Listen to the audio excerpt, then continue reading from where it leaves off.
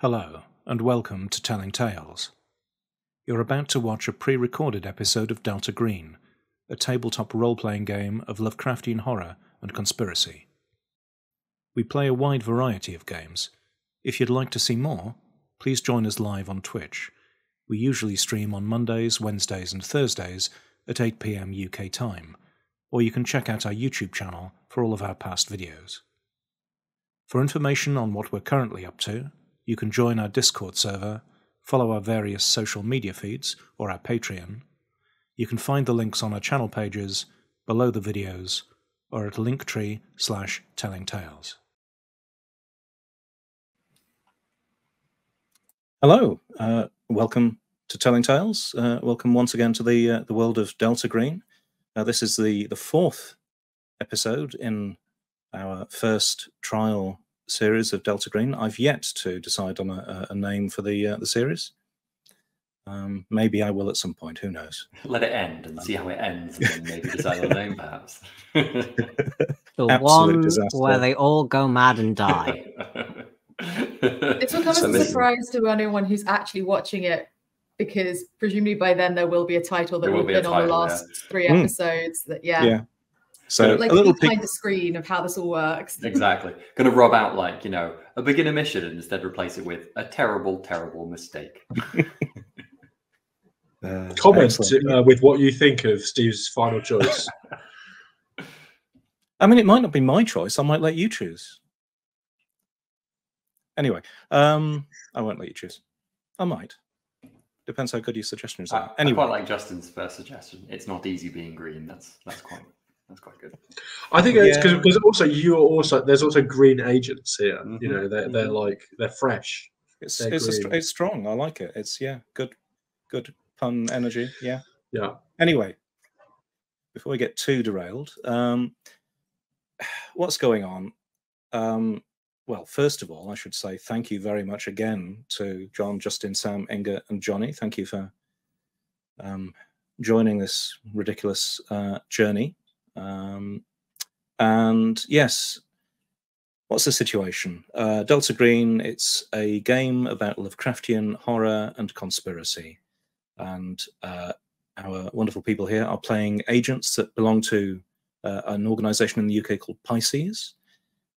Three of our characters are old, seasoned, veteran agents, sensible, they know what they're doing, no problems at all.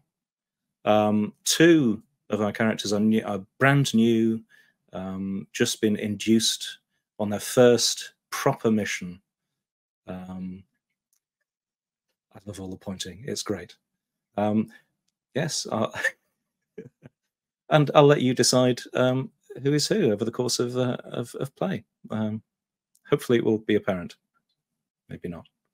So the mission. The agents have been sent on what was supposed to be a fairly straightforward mission to investigate the death of a certain antique bookseller by the name of Arthur Mason. And he had a shop in Sandworth, and he died. And the agents here are to determine that there was nothing particularly suspicious or unnatural about his death, or at least nothing that people outside Pisces would notice. That's the main thing. And to gather any sensitive or exotic materials in his possession that would be a danger to others. There were a couple of named items. There's a set of volumes of the Revelations of Glaaki, and another book named Unersprechlich und Kulten by Friedrich von Junst. And I managed to say it. Yes. There was also a weird box that was referred to as a receiver. Not much about that is known currently. And everything was going fine until one of the characters, Mark Bradshaw, received a phone call a couple of episodes ago. And, things might have got a little bit more complex. So let's go around. You can say a bit about your character and what's going on, how they're feeling, So let's start with Dr. Louis Good. I think let's go this way. Dr. Good is a forensic pathologist. I forgot the proper term for it. A person who does autopsies. They were called in to do an autopsy or to look over what had been an autopsy and make sure it was all fine. And it was. So they're pretty much done, and obviously there's nothing else that could be wanted from them at this point. Yeah, they are a medical professional, mostly used to dealing with dead bodies. Do you want a physical description as well while we're here, or? Yeah, sure. Why not? Why not? They are. I can't remember how tall they are because it's been so long. But they are quite slightly disarmingly normal looking, usually with frumpy knitted cardigans, a very sensible dress, hair. Yes, as Inga has put, they have a certain height and have a certain appearance. The hair just long enough to put back in a ponytail, so long enough to not have to worry about it. Yeah, that's pretty much Dr. Good. And Dr. Good has been quite sort of sensible and methodical when searching through the shop that they're in. You know, very professional, it seems. Focused, not distracted by various arguments that went on. No. Occasionally raising concerns and slight questions about why the two senior agents were shouting at each other in the middle of a breaking and entering.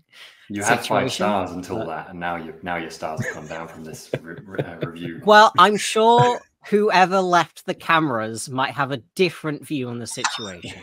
Look, I just want to say, you don't want to know what happens if you reach to 2 stars.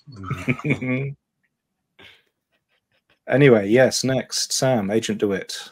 Yeah, so Agent Isabel DeWitt is probably the oldest hand Pisces. She's 51. She's been there for decades. I don't think many people will even know exactly how long she's worked with Pisces. She clearly has some dark things in her past that brought her as part of the organization. She's a bit of a weird one. I don't think many people get along with her very well. You know, she's sort of like, people talk about her like, you know, living in the archives under the building sometimes. And she's often sent to office work and bits and bobs as well, but she has seen a fair share of action. But I think because she's never really, you know, made friendships in the organization, things like that, she's never risen very, very high, despite having kind of a fair bit of experience and actually being quite capable as well. She's quite a large, quite chunky woman, not particularly attractive, kind of square-faced, short-cut, black graying hair. She looks quite masculine featured, and she's just perpetually looks tired as well. And how does Agent DeWitt or Mary Smart, as the name she's been using, how does she feel things are going? I think not too bad. Once she figured out the cameras were monitoring us, I think she felt significantly more relieved. Checking out the body earlier it could have gone worse, but no catastrophes, and everything here is relatively smooth, other than the alarm. She's a bit. I mean, now she's seen this letter and this conversation she's going to have. Now she's seen this letter and found the receiver object, and is starting to piece together how Arthur Mason might have died. She's she's a bit. She just doesn't like it. She doesn't like it. I think it's safe to say. Sure. Yes. The letter in question basically described Arthur Mason. So he's built this device, this receiver. It's short. I can read it out. Why not? To William Hargreaves and friends, forget the brevity of this note. I'm tired. I've completed the research as you requested and finished construction of the receiver. I believe it works as you expected, but with these things, it's always so hard to tell. Casting my mind back, I heard echoes of things I didn't know I'd forgotten. Of course, I had my beloved Mary once again. Happier times. How I miss her. Turning to the future, I had nothing, despite all my efforts, just the empty hiss of static. And now I feel so tired. So, William, the device is yours. I hope you will use it with care. I trust you to tidy up my affairs if required. I know you keep a keen eye on me. Please don't involve my daughter in any of this. Yours sincerely, Arthur Mason. And William Hargreaves is effectively the boss at Pisces who sent us here. Is that right, Yes. Steve? Yes. Yeah. He's fairly new to you as well. It's the first time you've worked under him. Yeah. Okay. Dr. Nidri, how about you? Yeah, so well, Max has been at Pisces for a good long while as well, but she is really a researcher. She's an intelligence analyst, so she's got lots of years under her belt behind the desk. This is her first time like heading out into the field at all. And I think by this point now, she is definitely feeling and probably also looking a bit frazzled. Like she's used to having like more of the time, like once this stuff has happened and the materials are brought to her at a desk where she can sit and just absorb them for as long as she needs or wants. And now everything's feeling like a bit of a rush. Like we've got to get stuff and get it out of here. She can't just sit down and read things the way she wants to. So she's trying to skim things, but that's also not quite right. So everything's feeling a little bit frantic. And she has definitely not been the model Dr. Good kind of methodical sort of approach, I think is fair to say. But yeah, so she is like classic like librarian sort of vibes, like big chunky cardigans and hair that is, I think there was some attempt to have it all kind of pinned back at some point earlier, but it's probably all starting to kind of come out a bit frizzy and frazzled. Yeah, bit all over the place, to be honest. And I think it's fair to say you probably haven't seen or been close to the sorts of books here that usually the material you get is rather more sanitized, but this is possibly the first time you've actually held like seeing it like raw live in that kind of way. Yeah, like it's already been through the layers of whatever kind of protection, I guess, normally, which again partly the like frantics, like she doesn't know how long she's going to have this in her hands and able to like look at it, which is like exciting but scary because it could disappear at any point into the duffel bag of one of these more experienced field agents, and then who knows when it'll ever appear again. And yeah, but this is the cool stuff. This is why she's in Pisces, is having access to this kind of stuff that nobody else gets to see. So yeah, gotta shoot your shot. Yeah. In summary, Nidri is effectively the exact opposite of Agent DeWitt, if there could be kind of. Yeah, but we've probably both been at Pisces for like not that dissimilar an amount of time, but just like very different approaches to our work and stuff. Cool. Right. Yes, let's find out about Mark Bradshaw. Mark is a mild-mannered photographer who has ended up being flung into the weirdest situation of his life, I imagine. He's sort of like if Louis Theroux was behind the camera, that's kind of Mark's shtick. So he puts himself into these communities and things like that, and tries to kind of go places that other people don't go and find out what communities that people don't know much about do, and photograph these things. And at some point he's photographed something that he maybe shouldn't have done. This has led him to be disgraced essentially as a way of covering up these pictures, although it now seems that maybe it was actually for everybody's good that it was covered up, because Mark's friend called him and there was someone or something outside their house, if I understood correctly. but Mark is now slightly calmer because he managed to speak to them on the phone and tell them not to look at the original pictures that they had found. And Thorn is on the way there, or has sent somebody there. I can't remember exactly, but somebody is going there to check on them.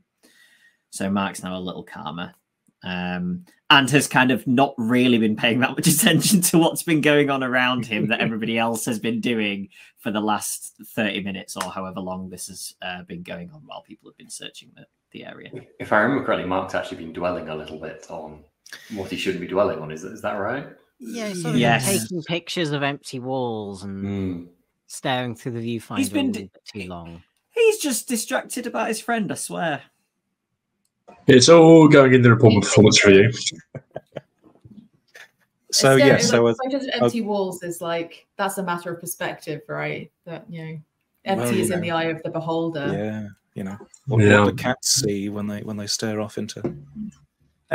Anyway, yes, Agent DeWitt did speak to Thorn briefly. Thorn called her actually, just as DeWitt was going to call in the issue. Thorn said something quickly about that there's more to there's looking at something isn't the end of the story. It's not simply an image that ends up on your retina. Your brain ends up perceiving it. There is a calculation, a sort of a process that goes on, and some entities can like hook into that, and there can be they can essentially use this perception loop as a sort of a bridge. And so that's why I told Mark to tell her not to look at it and to try not to think about it. If I remember correctly, I told him that as well. Which he's been trying not to do, not particularly successfully, I feel like. But, you know, and I think Thorn also mentioned something about he thought that they dealt with them all, or, you know, those entities they thought they caught and they haven't. So I thought that was just interesting as well. Yes. Who can tell what will happen as time progresses? Lieutenant Conti. Yeah, so Conti is a Marine who occasionally does work with Pisces for the greater good, and besides this regretting mission, that now? No, it's all for a good cause, and you know, maybe we'll get some good agents out of this. Maybe they won't last that long, you know, if they're a bit wet behind the ears, but you know, we got there's a churn, isn't there, with new recruits? So you know, basically he's here to kind of keep an eye on things. Obviously, Conti sees himself as the adult in the room. Whether that's true or not is a different question. But he's kind of, you know, just a kind of vicious, slightly disturbed thug who with military training, and that is one of his, and a bit of stealth training too. But that in his mind, that's exactly what a Delta Green agent should be. But he does recognise that, I suppose, somebody has to know how to do all the things like interpret crime scenes and take evidence and understand the science, you know, before we get to the shooting. And read passages out from books that they found in a cash register. I don't see why that would be a problem. So nothing in Conti's experience has involved reading out of like, you know, mysterious dusty tomes. So surely this is fine. This is fine. Oh, you just reminded me of that really irritating interaction between me and Conti in the last one, where I was like, you know, the thing we deal with, the thing that we do. And Conti's just like, what thing? Conti's just called in to, like, you know, shoot people and then like smear the evidence around so no one can understand what's going on. Like, not clean up, but like just leave enough chaos that no one will ever really understand what's going on. It's, you know, it's a valid strategy. Sometimes that's what you need. Obviously, that's why I selected this mission. Just because. Just in case we need peak chaos. Nice. Okay. Well, yes, I think we're in a position where we can start this episode now. So I think you were all in, apart from Conti, who was wandering around looking for accelerants. Keeping an eye on things. Yeah. You were all in the sort of the strange sort of workshop environment downstairs, which was through a trapdoor in the office. You've had some. We'll wind time forwards a bit. So you've had about half an hour in there. So I guess some questions will arise from that. Basically, you will have had a chance, if you wanted to study various books and things. So let me know if you've done that. Yes, 100%. I suspected something. I'm watching Nidri, but I'm not preventing any books being opened. Okay. I'm definitely mostly protecting the receiver. Yeah. Is there anything in particular I'm drawn to, Steve? Or just asking. No reason. Yeah, you know, just a normal guy. What would a normal guy be drawn to who's got a normal brain at the moment? I think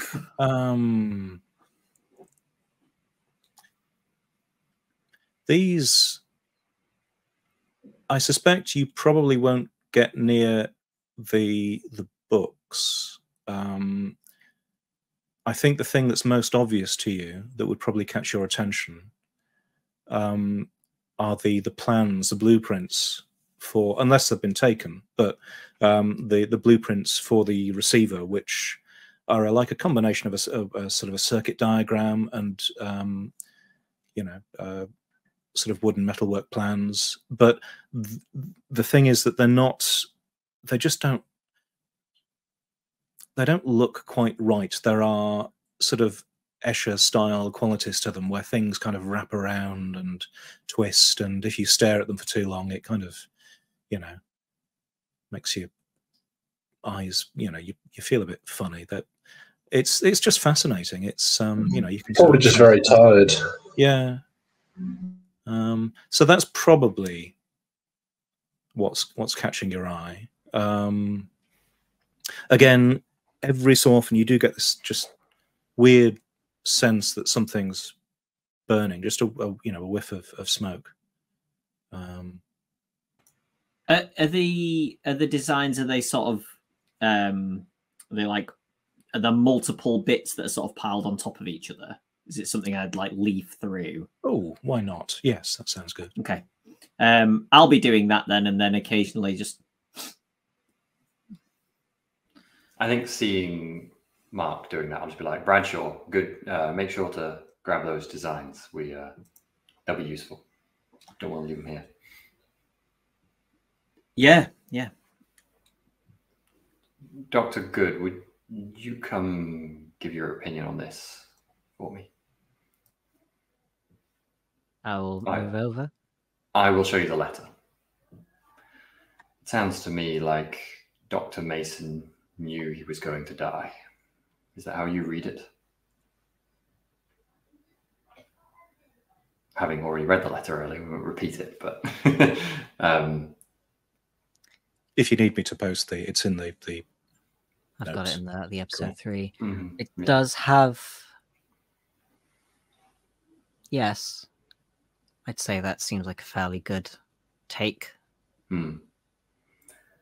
He died of nothing that would be obviously caused for suicide, correct?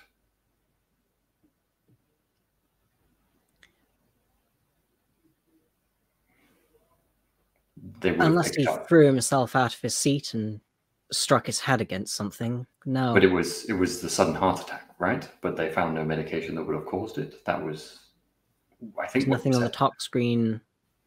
No. Well, to be frank with you, I think it was this. When I look at the machine, not that I'm exactly sure how it could have killed someone.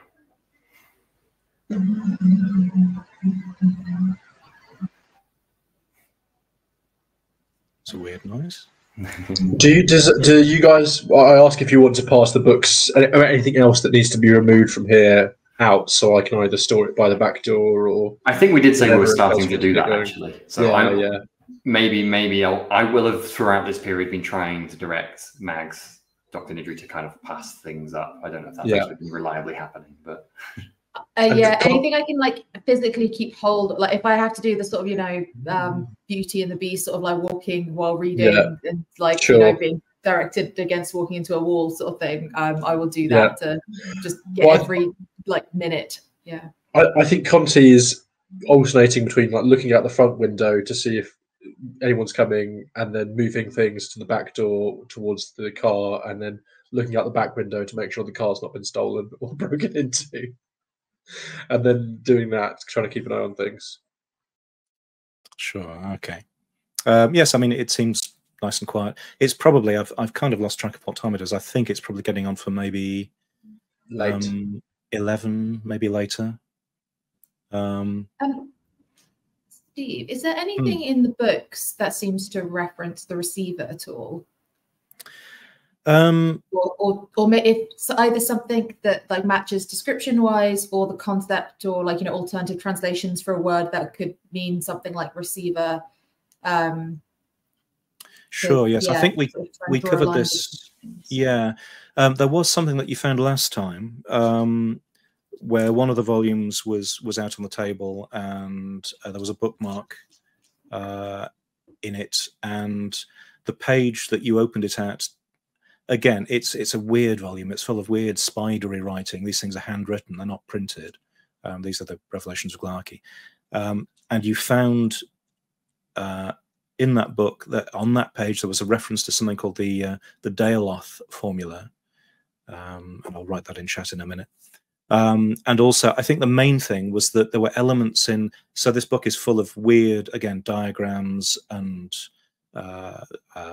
sketches and things of that nature, and you saw that there were echoes of these weird diagrams in the book regarding the Daleoth formula in the construction plans for the receiver.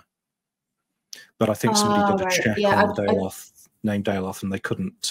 It was DeWitt, wasn't it? Yeah. Yeah, because I think I remember there was something about the image of the thing that that Arthur had as a tattoo that was like some sort of protective some reference to that being like a protective symbol as well. But I guess it was the Daleoth formula. Okay, yeah, so, I guess I'll just be still looking for anything that kind of relates to that because yeah. Well, I'll come back. I'll come back. There are a couple of things that you found in the books. You've had a chance to skim through them, you know, as they've been passed from one person to another. So there are a couple of things that you found. I'll come back to you there. Dr. Good, are you doing anything in particular at this point? I think I've already secured the dust of IG and the soil. That's already been passed along. Yes. Oh, you also found something that you suspect could probably have been the pigment that Arthur Mason had used. Yeah. And also later on, you did find an actual, I don't know, what do they call them? Tattoo guns? You know, the needle. Yeah, needle. Whatever you call them. Yeah. So you did find one of those as well. Yeah, I don't think there's anything else. I feel like I've mentally ticked off any questions I had about what I found on the body. But there's still a part of me that is worried that I'm looking for evidence to fulfill previously held questions. As a pathologist, not a detective. And that, like, I guess I will just be doing like a last check if there's anything that I missed. Because I don't want to find the evidence to fulfill in the theory. I want to find the evidence and build the theory around it. Can you make an idea roll in this, or is that not a mechanic? You're muted. Yeah, I know. Yes, you can. It would be your intelligence Well, maybe if you're looking for other things, that if thinking about whether good is smart enough to work out something weird, then maybe make an idea on. I mean, to be honest, I think you can look around the place. I think after spending, because again you've had about half an hour since the end of the last episode, you can't find anything else. Things seem to, obviously there are some weird, big unknowns, this receiver being one of them. But you don't find anything else that would, cause you concern or be another piece of evidence that you then have to fit into a different puzzle. I think if Dr. Good was done picking up the other things, I would ask for your help, given we were just chatting, to get the receiver now, and we can probably carry that up and gather all the things up between us and get them up to contact. Yeah, Conti's getting a bit impatient. We should be going. I've already got my rubber gloves on for fingerprints reasons, but I'm not an electronics person. I have no idea what this device is. But if we think it could be or contribute to a cause of death, then I'm going to look for any kind of... If there are thicker gloves, something like that, if there's even just like a sheet I can throw over it so that I'm not handling it directly, that. Watching you do this, I'll probably say, as long as you don't listen with those, I think you'll be okay. Does anybody else smell? No. I'm sorry, Agent. You think the sound killed him? No, I don't think the sound killed him. I think what he listened to killed him. And I'll probably look at Mark like, Mark, are you okay? Look, can we make sure that down there it's all nice and clean? If anyone does find this vault, I don't want it to be... it'll be clean. Yeah. Okay, let's cover the things that Dr. Nidri has found in the books. So you had, way back in the first episode, I think, you'd seen this tattoo on Arthur Mason, and you tried to remember what it was, didn't succeed at the time. Looking through the books, you've seen the image of the tattoo in The Truth of the Unseen was the first place you saw it. Reading through, skimming these Glearchy volumes, you realize that this symbol is something that's called the Elder Sign. And this is supposedly some sort of mark of protection, but it's not something you just sort of... The issue is it's not something you just daub on. It's not the shape of the symbol that does it. You have to charge the symbol with power. There is some sort of ritual involved, and it's not as simple as it just repelling all entities, all sort of outside entities.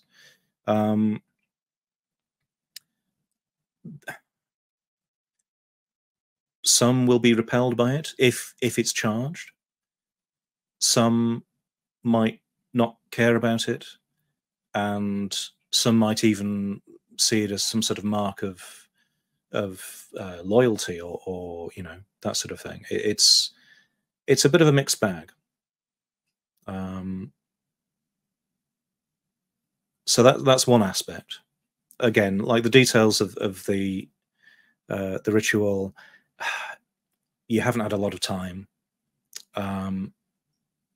You could probably figure something out if you needed to, but you need sort of days of time to sit down and study this stuff.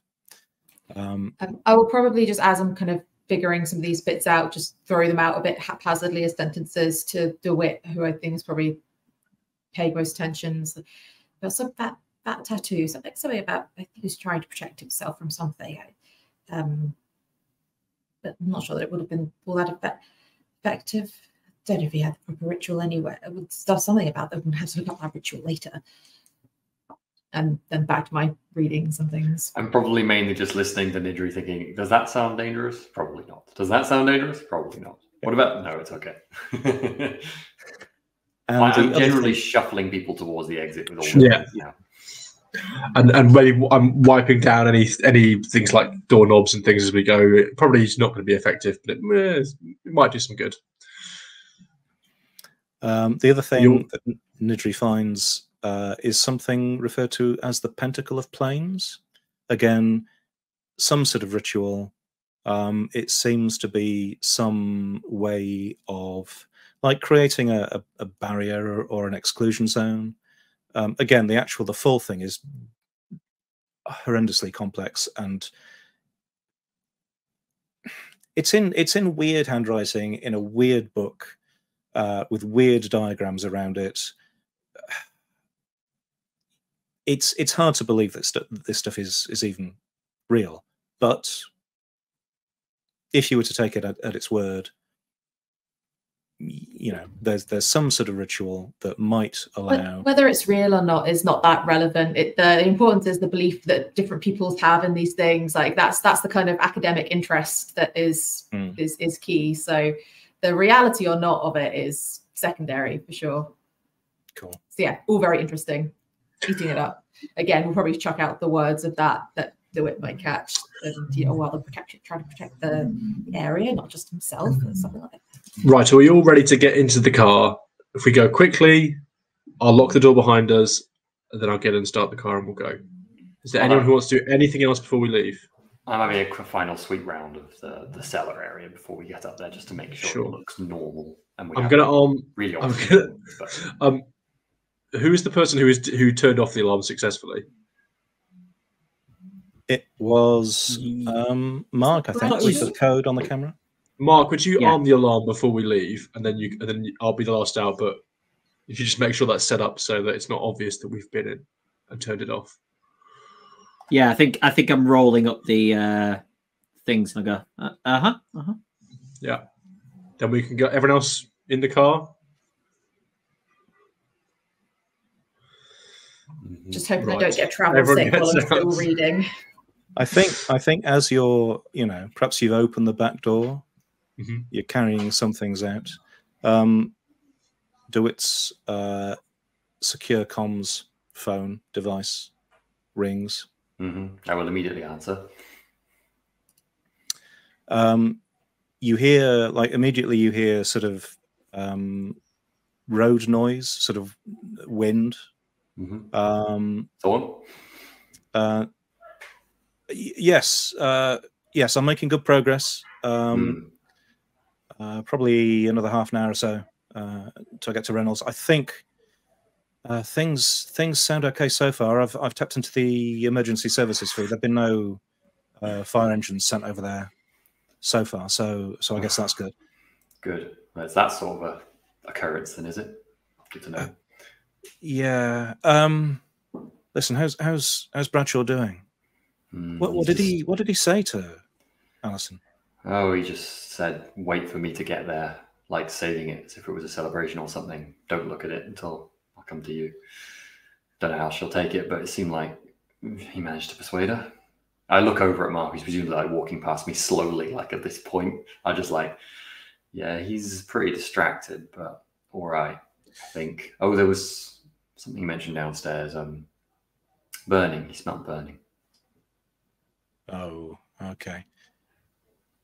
Yeah, Problem? that's not good. Listen, he's not the first. We've found others in the past who claim to see that ritual he watched. He took photos of. And what happened to them? Well, usually they were completely burned. I see. Sometimes it was just the eyes, optic nerve, visual cortex. You know. Shit, I'm not on speaker, am I? No, you could.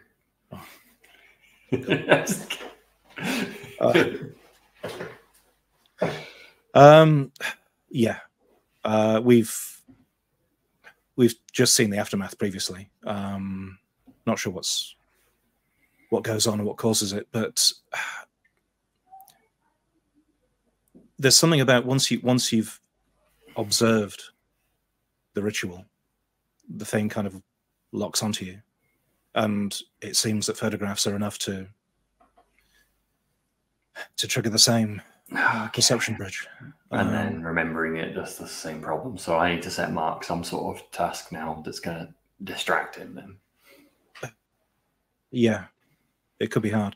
I mean, there must be a difference between the victims and the people at the actual ceremony, but I don't know. We just don't have enough information. We should probably get him to a secure facility, but I'm not sure we have time. Is there something else we should do other than head back to base? Well, I mean, to be honest, listen, I know a bit of your background.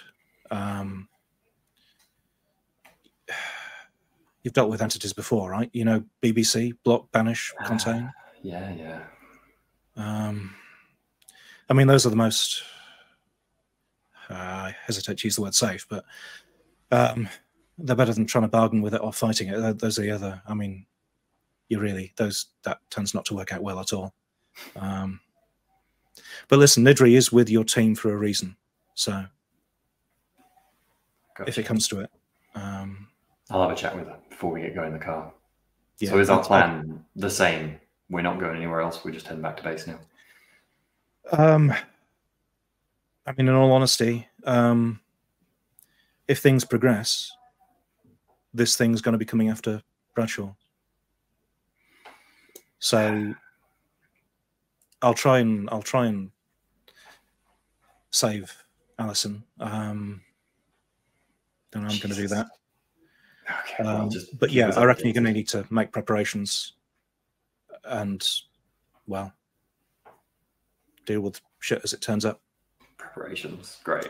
Okay, fine. Well, if there's anything else you can tell us or any updates, give me a call, I suppose. Sure, yeah. Yeah, of course. Yeah. I mean, maybe Nidri knows something. Maybe I'll chat with her. Asking Bradshaw, you know, it's likely to trigger stuff further, but perhaps he knows something.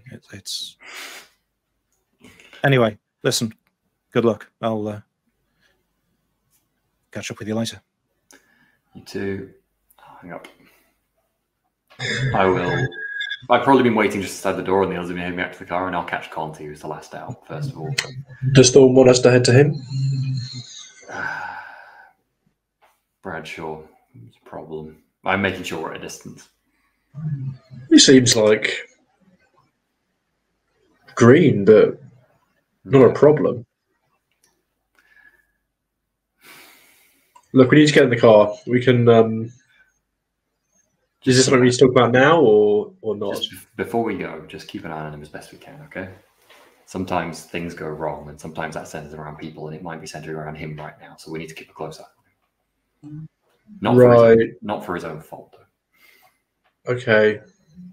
Well, just let me know if there's something that needs doing, but I'll keep an eye on him. I'll start walking to the car. Like I'm like, yeah, the car's open, and get all the stuff in the boot, and I'll lock the door behind Mark when he exits, when the alarm's doing that beeping thing it does before it gets set. I would also get the attention of Dr. Nidri and call her away for a sec. She's like reluctantly tearing her eyes away from the book. I will probably like physically close the book, just still holding it. My thumb, just managed to take my thumb in there to keep my page. Dr. Nidri, we may have a more urgent problem. I don't know what the details of what he saw was, but Bradshaw, well, I think he's come to us because of something he saw in the past, something he shouldn't have seen that's got in his brain and won't leave his brain. I don't really know the details of it, but every moment he thinks about it, it gets worse.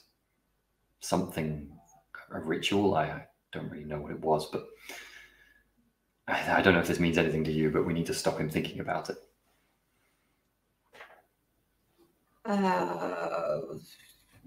I mean, I've just been trying. There's the references to the rituals here about trying to protect.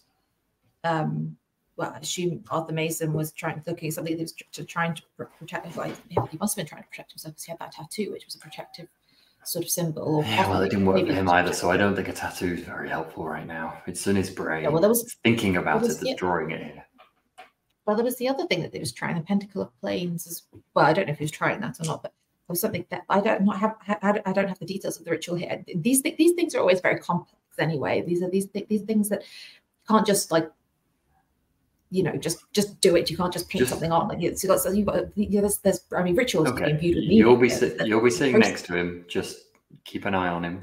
Try to keep him focused on anything other than his own head. And if there's anything else you can do, okay. Steve, obviously there's these things, and I guess if I'm trying to read, I could try and really dive into some of that if there's anything there. But aside from that, is there any other ritual like connected entirely not at all or whatever that I might have read about or kind of come across in any other kind of previous, even like, you know, less esoteric and more like commonplace, like normal world kind of like, you know, ancient rituals and things that were somewhat protective or whatever in nature that I might be familiar with or suggest trying, even if they've got nothing to do with like this kind of occult sort of thing? Sure. I'm just having a wee look at your character sheet. You have quite a high anthropology, don't you? Yeah, that was the area of study.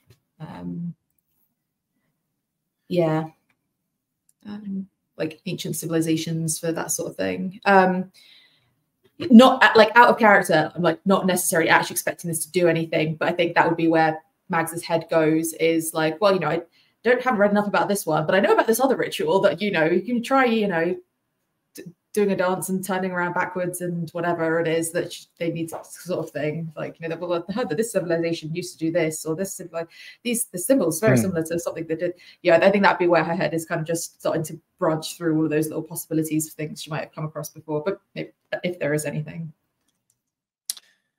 I think given your high score and given that this is the area of your research and that you're in Pisces and what happened with Mark almost certainly, you know, has been researched, covered, gone over at some point. I think you might actually remember seeing elements of his National Geographic story. And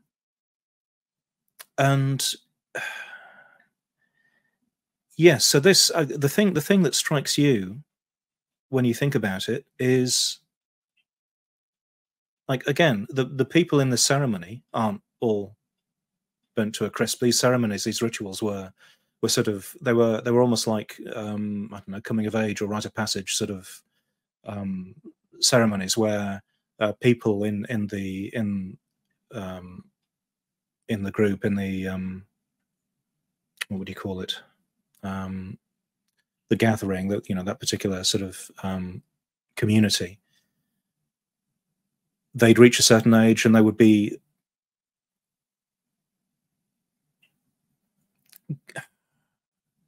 there'd be a time where they would be given more responsibility and more duties within the group, the community, and yes, so how they survived and how people outside who just happened to glimpse the ritual from a distance, there is clearly a difference. That is really, that's the thing that strikes you the most, I think, in terms of the most obvious thing that catches your mind.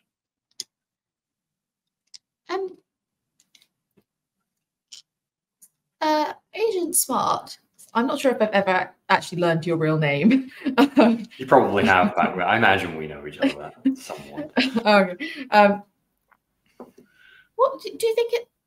Maybe that's the wrong way around. Maybe we should be asking him to try to remember it as properly, because if he said he saw some sort of ritual, but the people doing the ritual, I mean, maybe the problem is that he only caught part of it, or actually maybe if he could remember more of it, then that's something I can help piece together, something with these. Maybe I wonder if that's actually the. That seems like a very risky proposition. If him thinking about it is the danger. You mean if he remembers it in a certain way, it's safe? I mean, I don't know if it's what's safe, but I'm just trying to think. There's whoever was doing this ritual, he was taking photos or something. There was something in the National Geographic. It was his photos, I think. So he was there and he witnessed something, and apparently you're saying that's causing a problem now that he's remembering something he saw a bit of. I think he's remembering what he took the photo of. Yeah.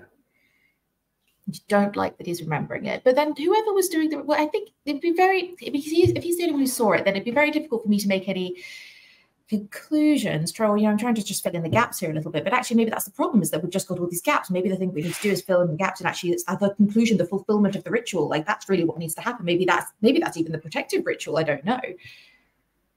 Does this take us anywhere, Dr. Nidri? Sorry?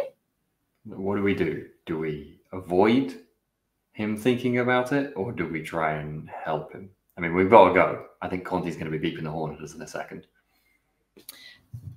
I mean, I don't know. I think that's but I can't. Well, you say it seems a problem if he's just trying to not think about it, and it doesn't seem to be working very well. But maybe if he thinks about it, that'll help us fill in the gaps. If nothing else, we'll learn something, and that's always really valuable, isn't it? I'll tell you what. Do what you think is best. Just keep a close eye on him, and if he seems to be burning up, do something else. I think you might need Dr. Good if he gets a fever or something. Yeah, not that kind of burning up.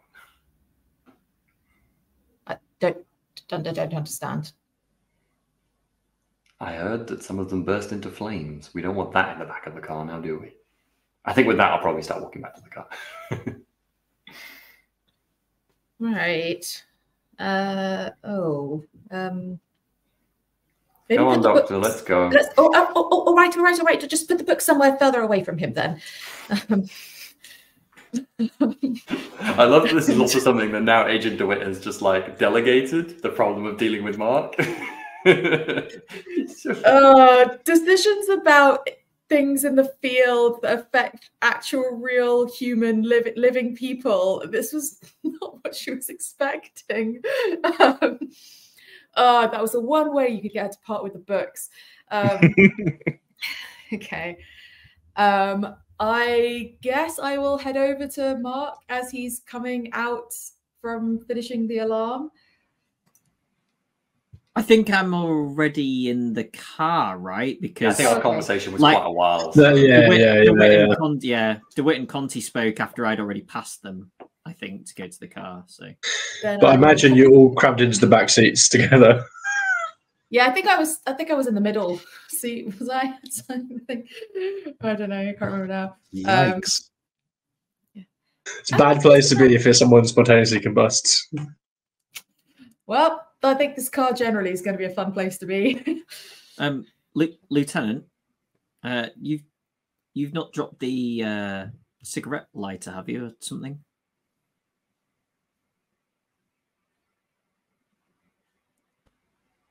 No.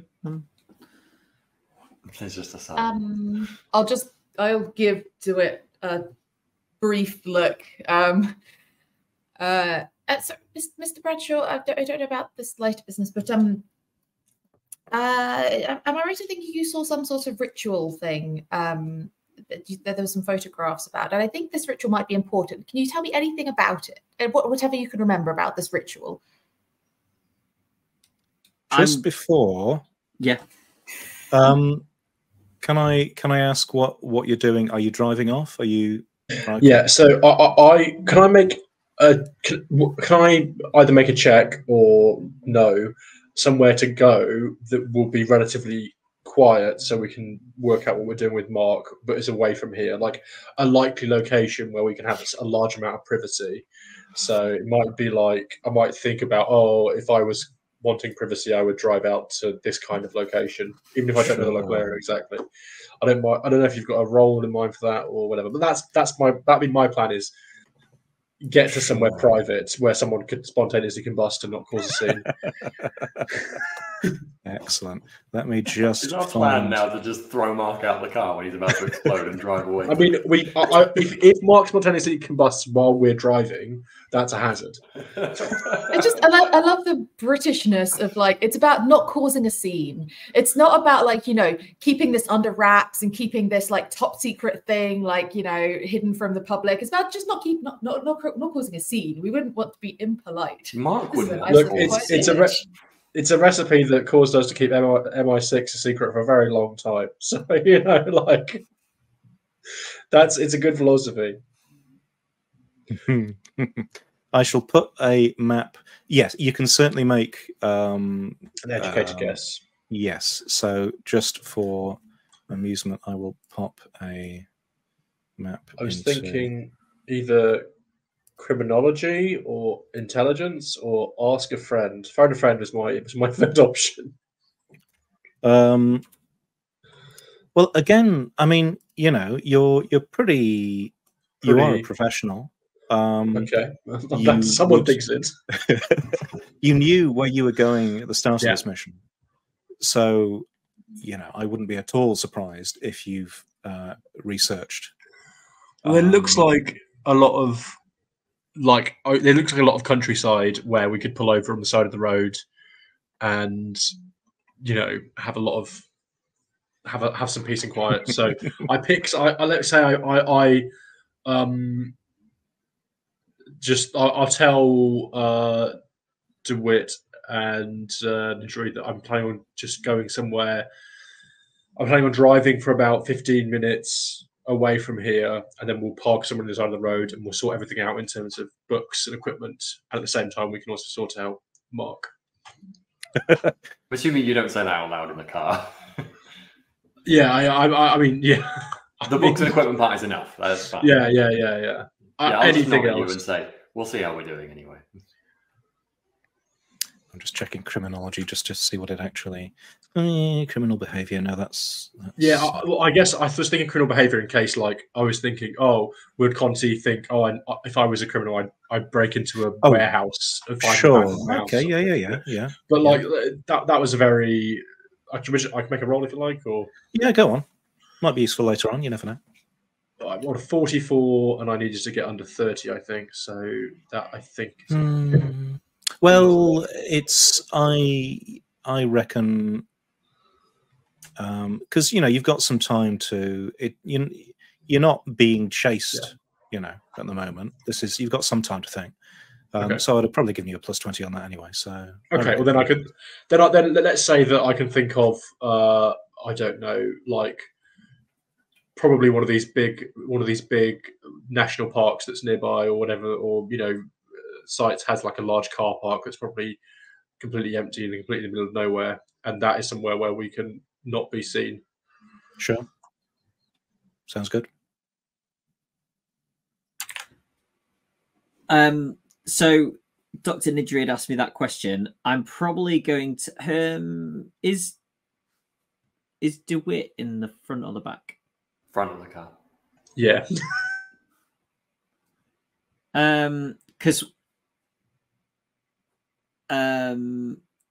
I feel like I want to look to either DeWitt or Conti for sort of approval to even talk about it. I feel like, as Nidri says that, I probably do kind of just turn around a bit so I can see you. Okay, so in that case, you'll see me looking at you then. Yeah. With a sort of questioning look. I think there's probably a good pause of a few seconds, and then I'll just do a small nod. I wouldn't do a nod with anyone else. I'd probably be like, ugh. Yeah, Conti hasn't turned on any like radio or music, so it is just like silent road noise unless anyone's saying anything.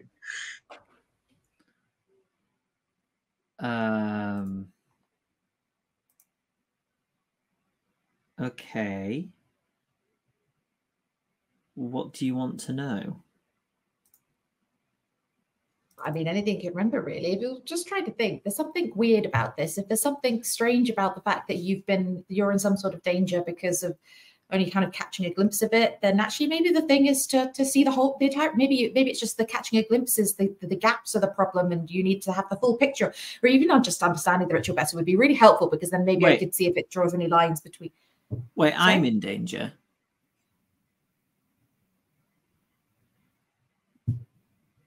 Something like that. There's some sort of problem with remembering. I'll look at DeWitt again. DeWitt hasn't turned around this time. DeWitt hasn't turned around this time. Did you ask me? See if there's something that I know. Did Nidri just ask me what was the problem? Yeah, I mean, but she'll also just keep rambling if you don't answer. Oh, I put me on the spot. I mean, Bradshaw, turned around. Yeah, I think I might turn around when Nidri says that and just go, "You might be in danger, Bradshaw. We're trying to make sure you're safe." Right. Well, I believe you know about my previous work in general. I was in a remote location attempting to photograph a ceremony that a particular community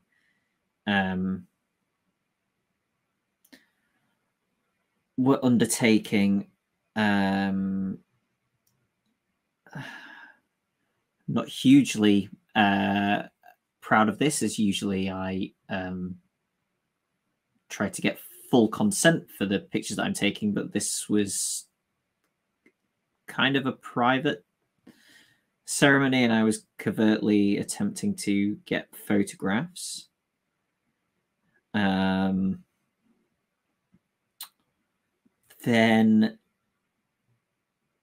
I didn't notice anything strange at the time, but upon looking at the photos afterwards, there was a sort of translucent figure, which I'm almost certain I would have noticed at the time had it been there. And everyone in the picture seemed to be looking at this figure. You have Are they looking at just a sudden slideshow, sort of bang, you just see again for the moment what you saw. What I saw in real life, or do I see that figure again? You see that figure. Okay. You see that figure. It seems sharper now. Okay, I probably go. And did they look scared of it? Did they look? I mean, what was the interaction? I'm just wondering, were they trying to protect against? Were they trying to ward away? Or were they trying to call it here? Like, in terms of the rituals of the thing, do you know anything about the meaning of the ceremony at all? Fascinating that you got to access to see something like that in real life.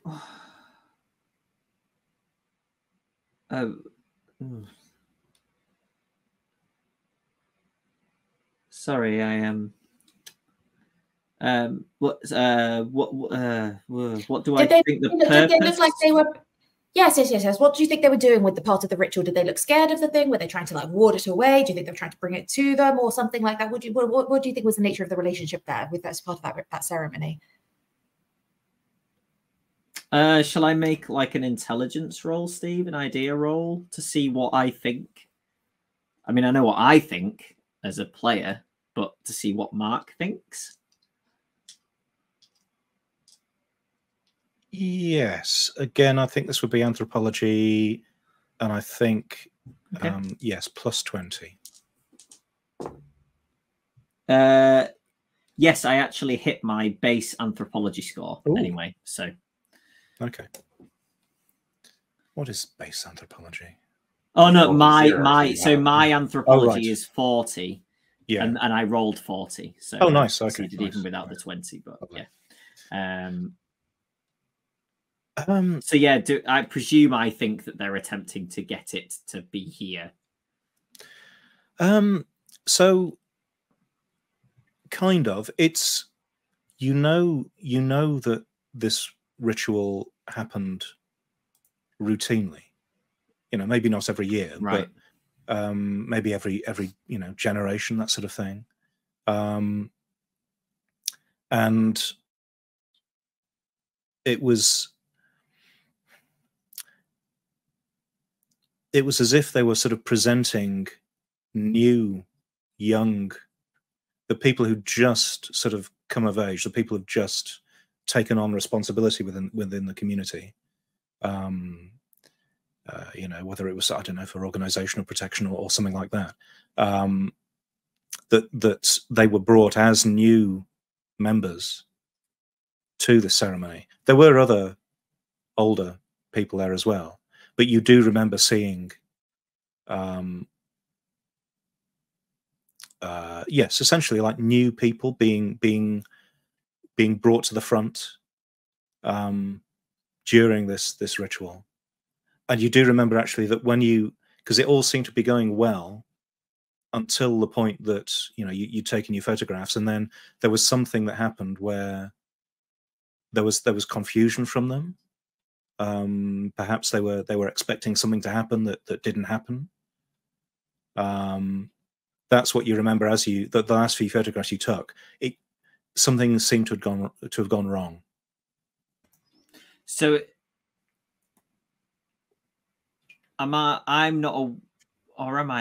aware of the whole visual thing? I don't know whether anybody's told you about the perception bridge sort of thing. DeWitt knows about it. I think I expressed it in that I didn't want your friend or you to think about visualizing, which is why Bradshaw was avoiding it earlier. So it depends how much of a leap you've made to that. You could probably get something from that, but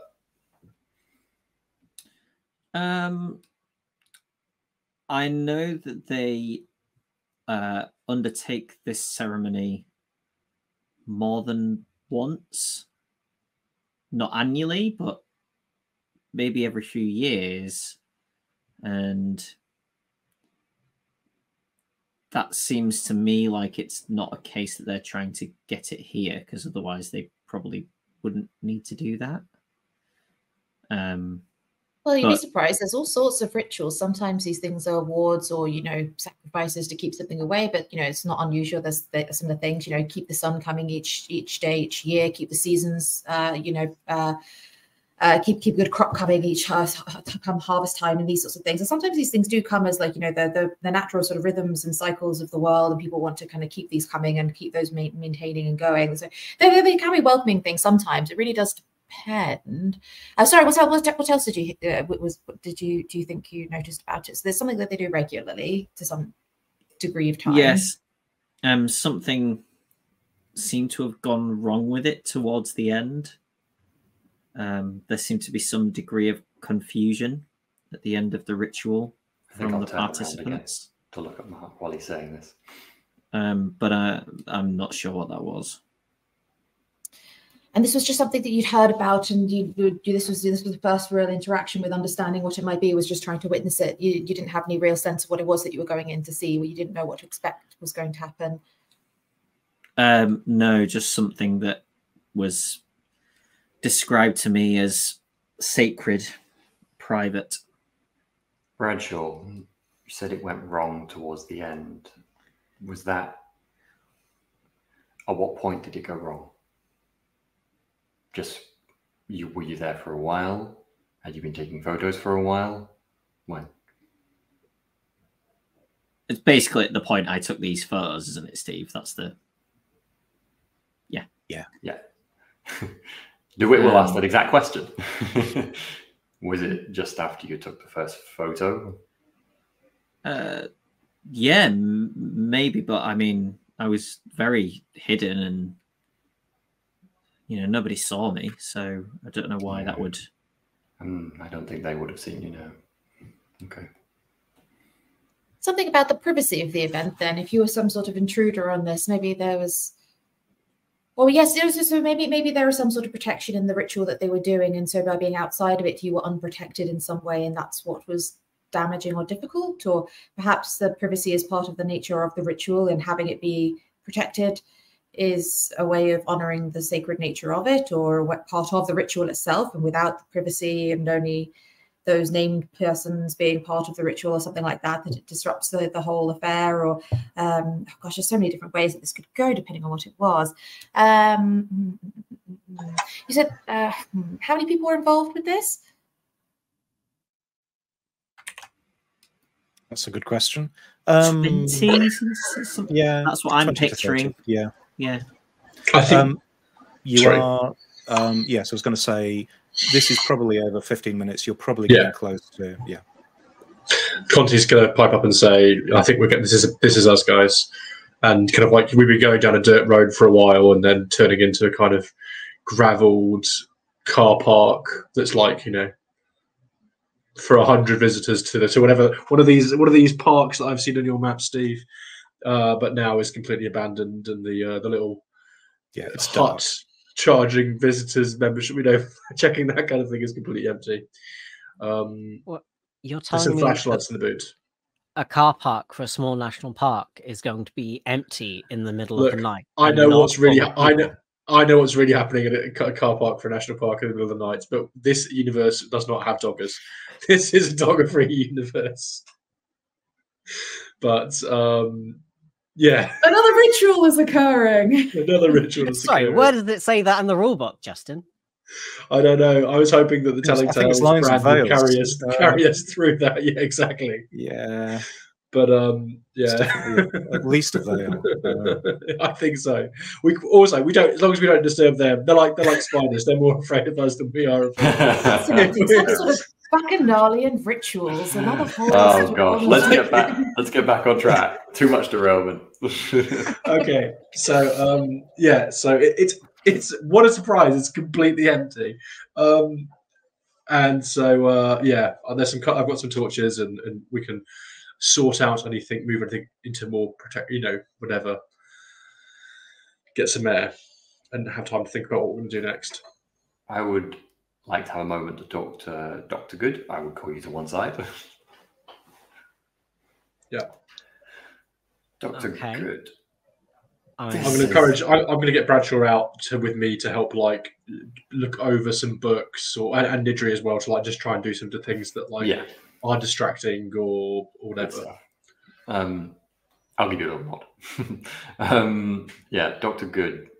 This is a unusual question, I acknowledge, but I suppose everything you do here at the moment is unusual. Does this have something to do with why we've seemingly stopped in the middle of nowhere? I'm sure you've already heard us talking about how Mark might be in danger.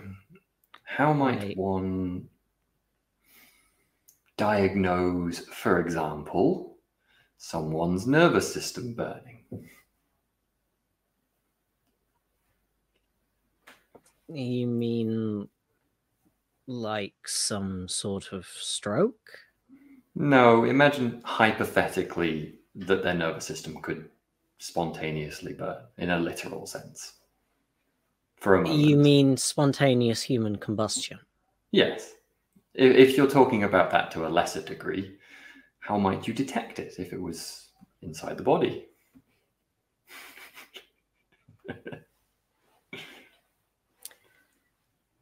Well, part of the problem would be that HC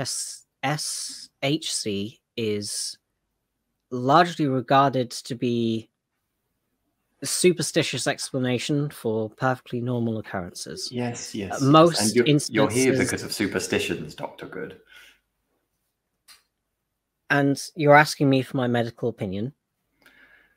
Yes, and our medical knowledge is based on the knowledge of things that have gone before.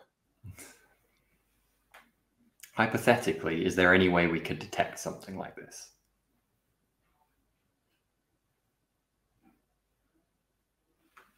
Even asking the person, I suppose.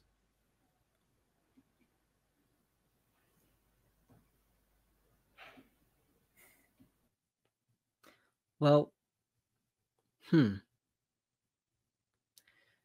short of sticking someone inside an MRI machine and seeing if it lights up, if theoretically someone were to start combusting from the inside, they would probably be the first person to know about it. Yes, I suppose that makes sense. If it is a nervous system issue, then I assume that would be quite painful. But I suppose it really depends on what part would set fire. If it's anywhere near the trunk, then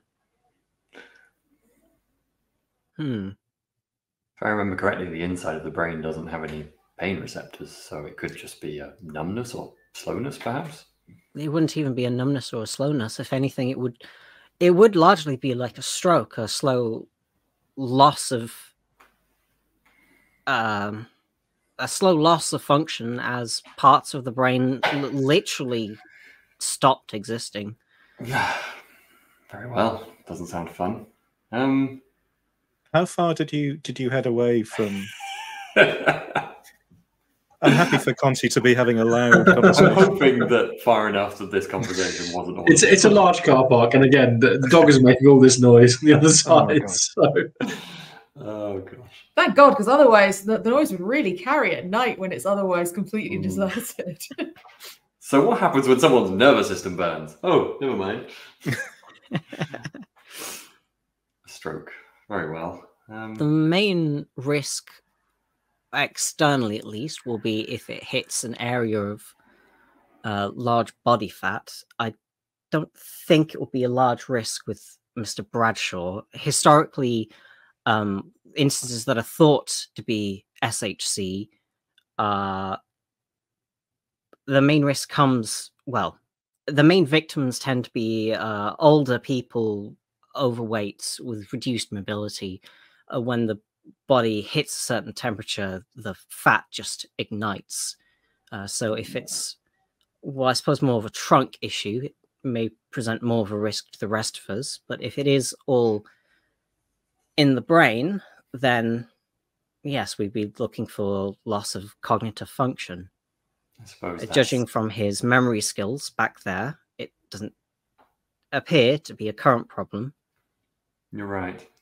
But he Have has reassured me, I been suppose. complaining about burning smells. Yes. And phantosmia is one of the, well, commonly looked for symptoms of a stroke.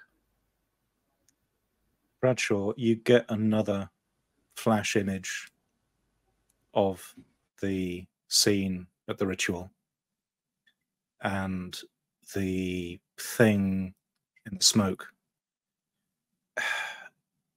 You feel it kind of turn and towards you and look at you. In that case, I think I'm with Conti, right? And we're sort of wandering. Yeah, Conti and Nidri, yeah. And maybe we're doing a bit of a debrief of like what went wrong, what went well, that kind of thing. Once we've got all of the books and stuff tidied up. I think I probably literally go, ah, and stumble backwards and fall to the floor. The interesting thing is that Conti and Nidri, you feel a wave of warmth at the point he stumbles. That was unusual. Are you all right, Bradshaw?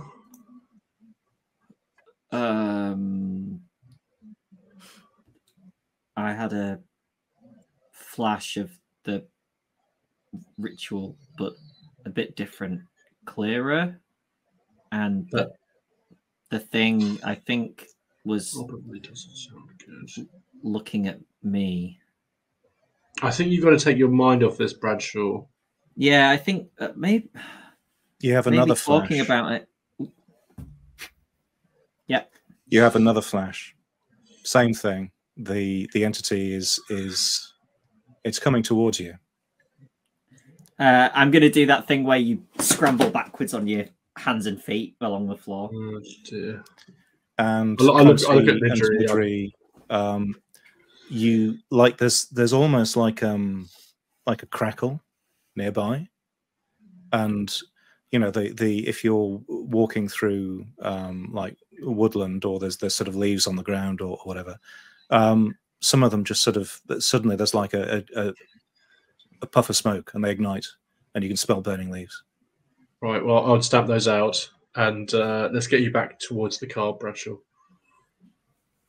Conti, what is Bradshaw's thing directly related to this business with Arthur Mason? I'm going to scramble back to find those books again and try and go back to that protective stuff and see if there's anything that I can try and piece together with that. Is there anything you know, Nidri, about protection from this kind of stuff? You know, like Conti's so like out of his depth in terms of like. It really depends. There's all sorts of different rituals and things. I need to try the books. This is probably the most relevant thing. Is it connected? It must be connected. Otherwise, yes, right. We just head down. Anything quick? If you're by the car, I suspect DeWitt and Good might be able to overhear. Yeah, I mean, I think if I've probably seen Bradshaw fall over by this point. I'm just going to run straight over to him and slap him as hard as I can across the face. Nice. And then just scream at him, Bradshaw, tell me about your childhood. Tell me about your parents.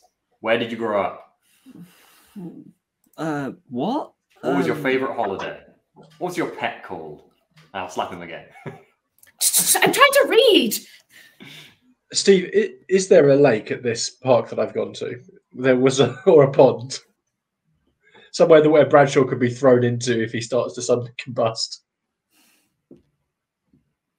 Well, we felt the heat from outside. I'll make a luck roll. So it's just 50-50. So low is good in this case. Okay, I want to get under 50. I rolled 77, so bad luck. Bradshaw. And all I've brought from the house is accelerants. Well, I think Conti would have a fire extinguisher in his car because he's somebody who's prepared, and that is a good thing to have in your car. So I will make sure that I've got that to hand, and I just be like, "Do it." Things are bursting into flames.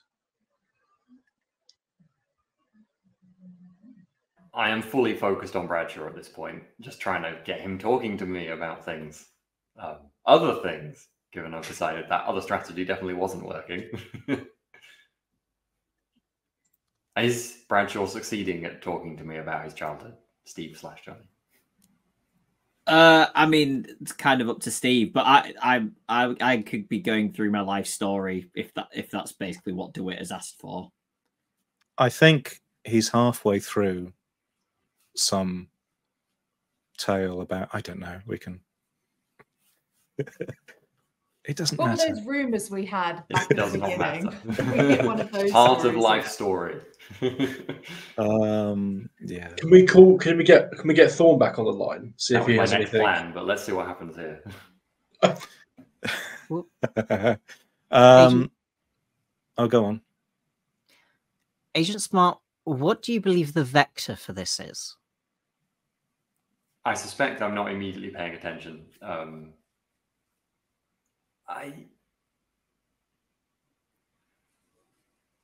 Memory is probably the word you get out of me. Then Could we get him so drunk he can't remember? make him unconscious.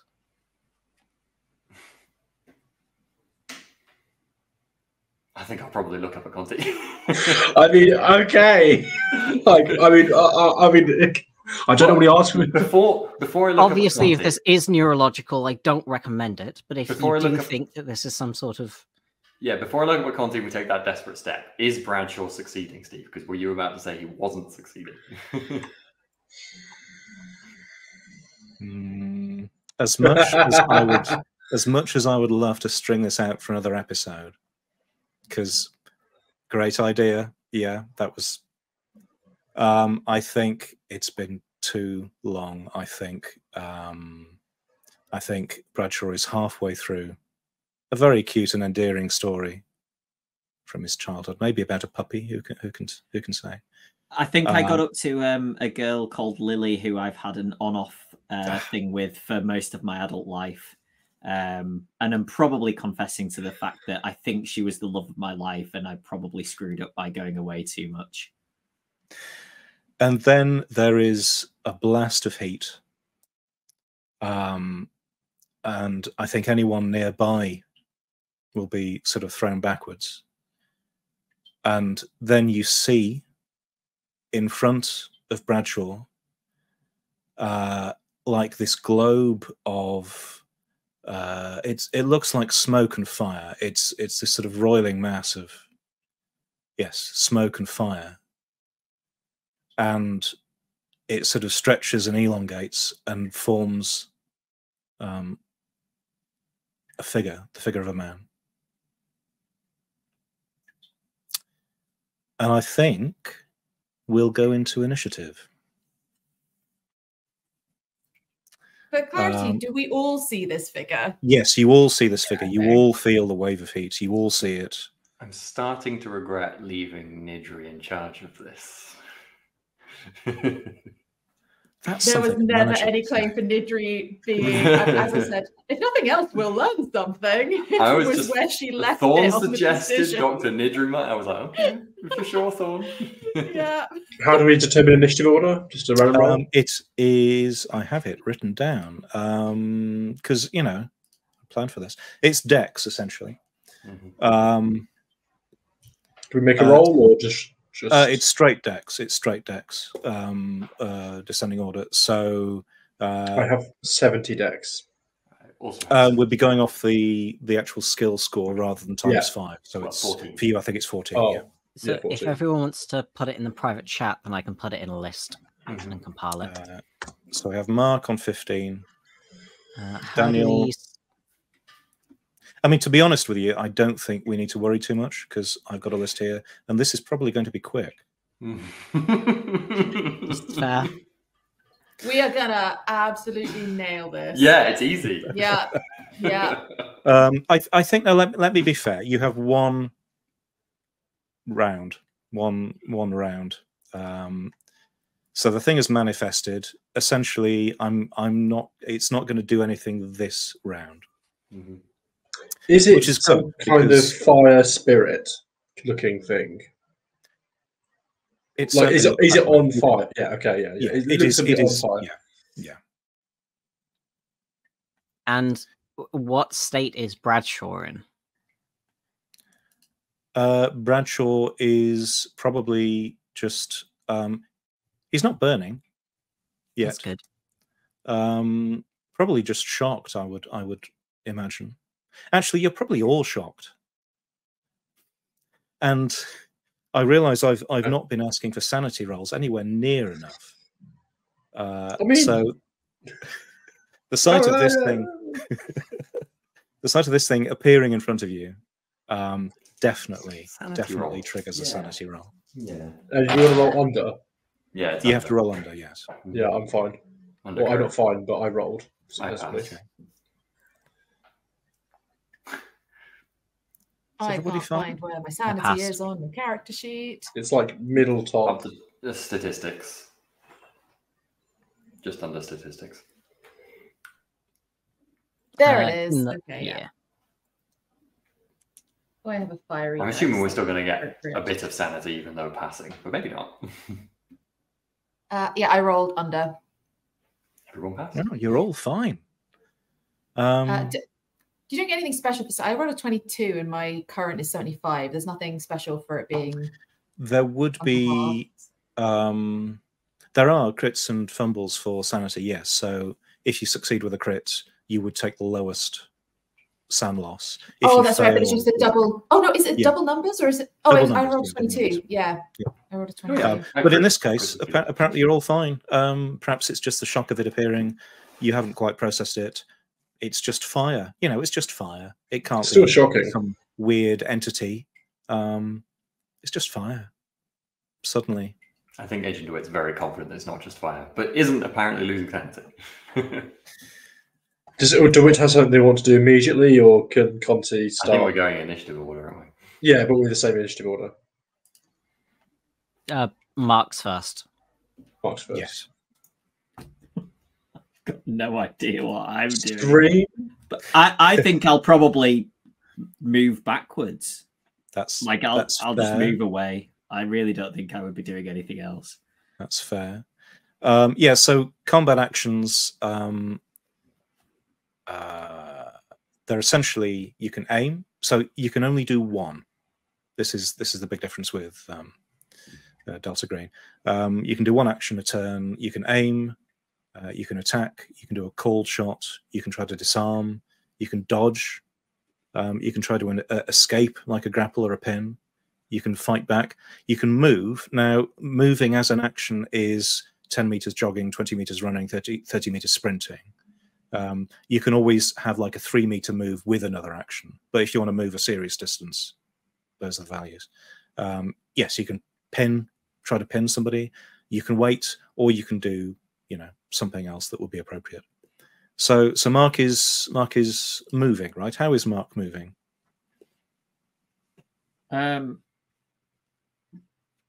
Away. As quickly as possible, and probably not carefully at all. Okay. So if you want me to see if I trip or something, yeah, that would probably be completely fitting. Yeah, that would probably be a dex roll, I think, to check that you. Oh, although yeah, I have got 75 in dex. And I rolled an 83. Down I go. Okay, you may be, I don't know, 15 meters down, you trip over a tree root or a stone or something and sprawl to the floor. Yep. Okay, then yes, let's go Daniel first. I think I've got them in this order: Daniel and then Isabella. Same values, but Right, then I will probably launch, pull the pin out this fire extinguisher and try to see what a fire extinguisher does in this thing. okay. It's only a small one, so it can't be used for a very long period of time. Sure. So I think fire extinguisher is probably going to be heavy weapons. It's not a bazooka.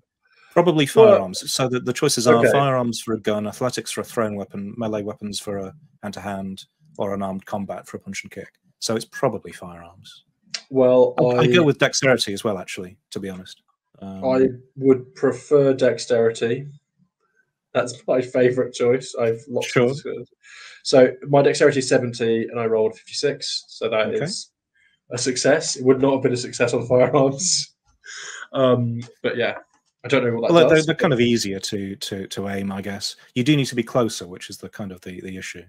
I think we are pretty close. I mean, my understanding is I was pulling Bradshaw back to the car, and we were basically at the car when this happened. So I'm basically very close to Bradshaw and very close to the car, and had an eye on the fire extinguisher because of the things being set on fire. So sure. Well, give us a D6 roll for damage then, if you've managed to. Yeah. I rolled a 6 for damage. Wow. Okay. According to the Google Dice Roller, other dice rollers are available. Then this thing kind of recoils and sort of reduces. Like, yes, the clouds of. Is it? I'm not going to ask about which sort of extinguisher it is. It doesn't matter. It's an extinguisher. I'm not going to get hung up on. You blast it full force with this thing. They're normally powder. Yeah, I was. Yeah. Oh, I approve. Good. You rolled 83, didn't you? It wasn't a crit. Sorry, what did you roll? I rolled 56. 56. Okay, yeah, it still wasn't a crit. Yeah, so this thing kind of reduces and sort of in. There were flames in it before. They kind of reduced down. It's mostly smoke now.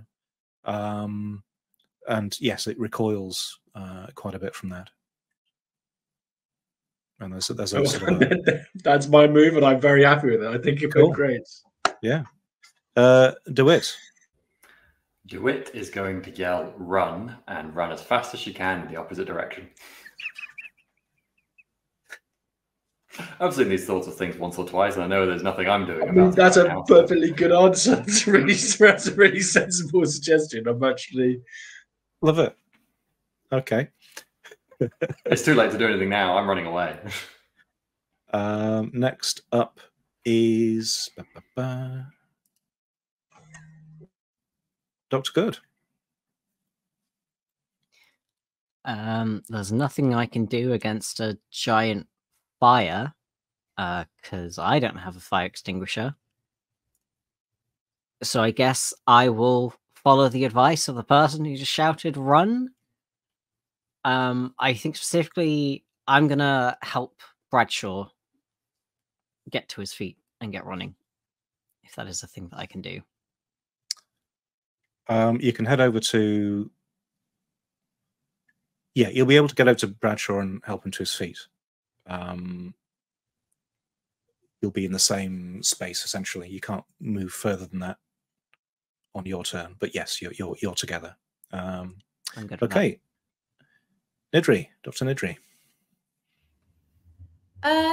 Can we say that I've got some sort of like dictaphone or recording thing on my phone? I want Voice to memo, just sure. start- yeah, I want to just start just basically transcribe it, dictating like what has just as fast as I can, just like trying to babble as many words in as possible. Well, I guess kind of backing away, but probably not full speed, given that I'm trying to and I'm like still looking at it. I'm like backing away rather than turning and running, because like this is incredible and I have to bear witness, and like I'm filling in the records. Nice. But also kind of afraid and don't want to be too close to it. But yeah, very kind of torn between those two things. So yeah, I'm just babbling into my phone, voice memos or something. Yeah. Cool. Nice. Love it. Okay, next round. The thing you see immediately is that this entity, this fire creature, it had reduced quite a bit in sort of, it was mostly sort of black smoke and very little fire. Suddenly it bursts into life again, and actually it's more intense than it was last time round. And it kind of, it hisses at you, Conti. But then I think it kind of blinks out in a sort of like a, just a whirl downwards, and then appears next to Good and Bradshaw.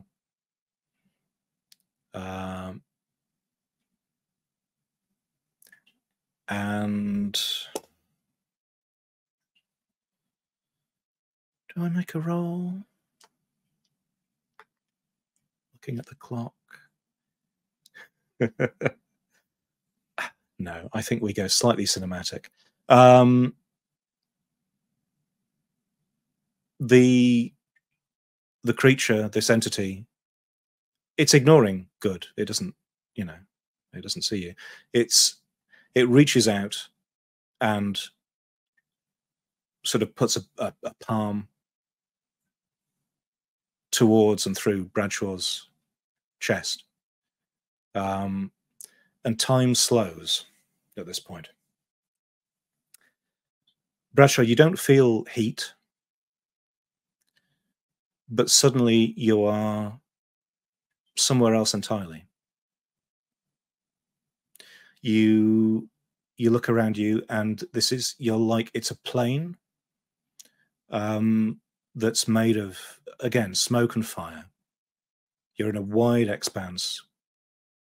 The only things you can see, in the distance, there is a tree, and there is someone under the tree, and it looks like they're cradling a child. If you look down at yourself, you don't look. You just look like an avatar, like something made out of smoke and fire yourself. Beyond the tree, heading towards it, is a six-limbed creature that looks has the lope of a panther, but the extended snout of a crocodile. And it seems to be heading towards the figure with the child. What do you do?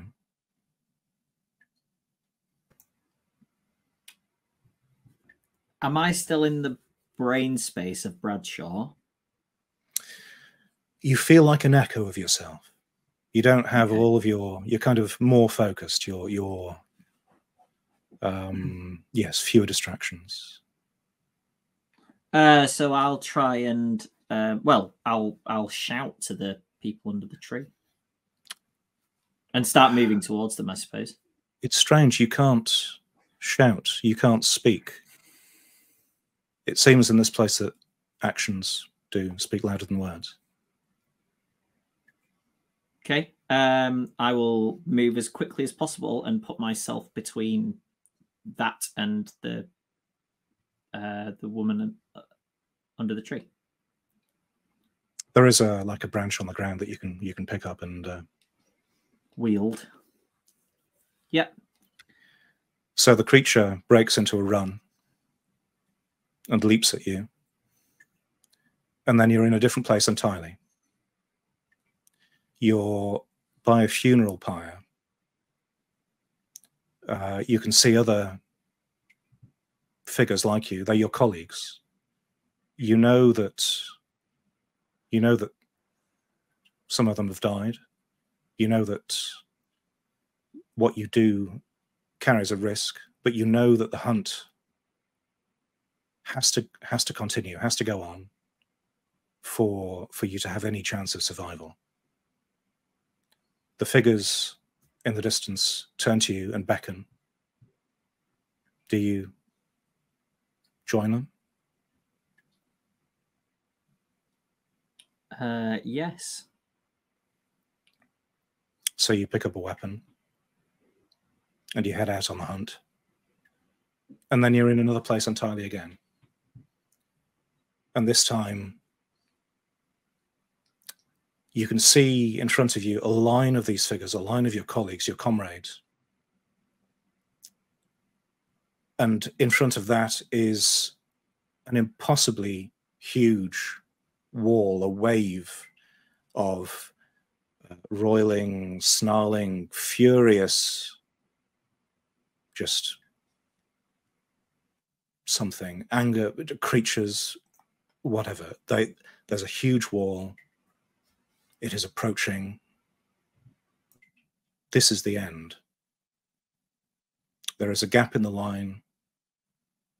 There's a spare weapon. What do you do? Take the weapon and fill the gap. And finally, you find yourself stood in front of the entity. In your hand, you hold your own beating heart. The entity reaches out, palm upwards, ready to receive. What do you do?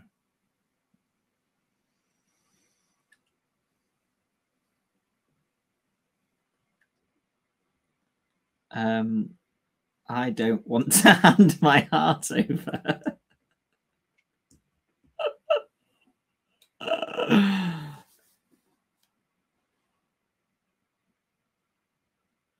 It beckons again.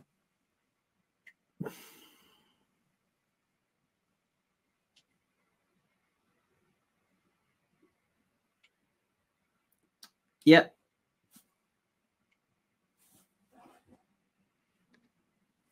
In the real world, Bradshaw's eyes roll back in his head and he slumps to the floor.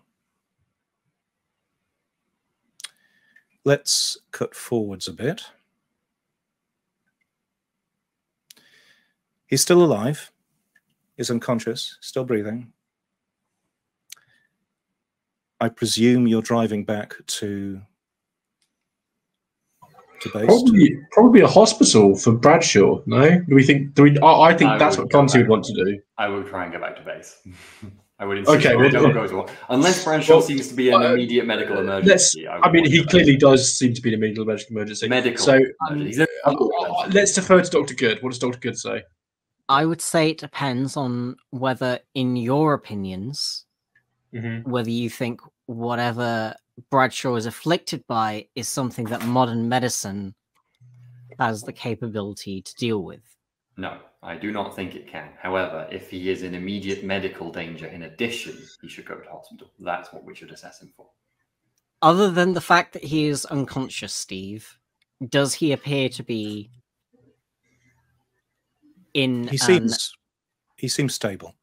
Okay. He doesn't seem to need your in which services case, just yet. Dr. Good. Reluctantly, Conti will continue to some kind of safe base location. Yeah, I will have called Thorn.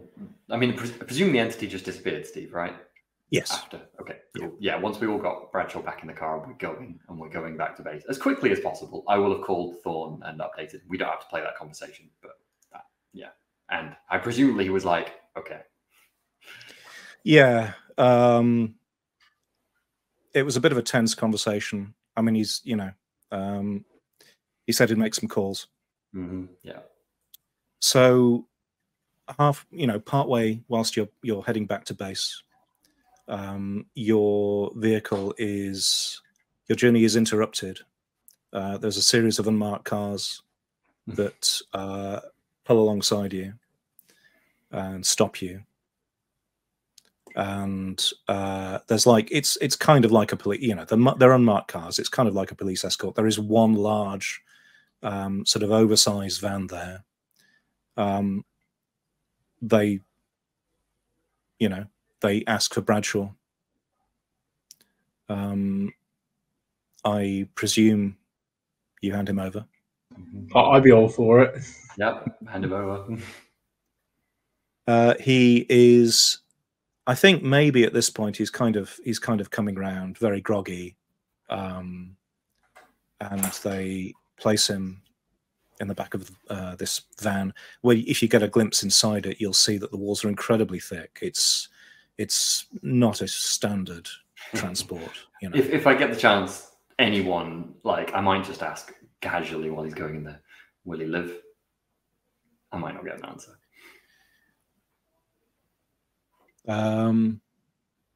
I don't think you do. Yeah, that doesn't surprise me. If I go on. Move to go with him, does anyone stop me? Yes. Yes.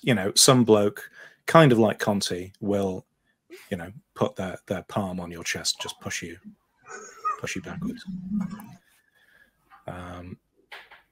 So if for some reason, you were able to hack into satellite imaging or have a surveillance drone that could follow the progress of this vehicle, they head north at speed, all the way to Scotland, and then onto a boat, and they travel to a small island northwest of the coast of Scotland, quite a distance away. Let's cut forward again, and now you're in the room with William Hargreaves. Well, I say you're in the room. Good, DeWitt, Nidri, and Conti are there.